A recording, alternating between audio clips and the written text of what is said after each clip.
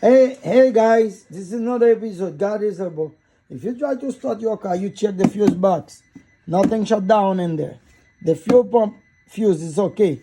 And then you got a new battery. You clean the ground. You got to clean the ground. So make sure you clean up the ground. Battery negative pole.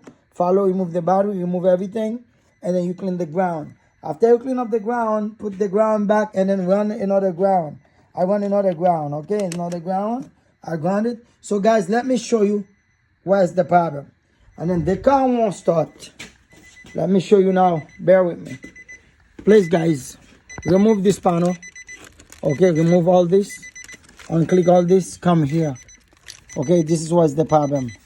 Ignition switch relay. Remove that relay. And then get another relay, guys. Get the relay for the defroster. Get one in the middle. Flip it aside. Replace it. And then the car start. Please guys, subscribe and share.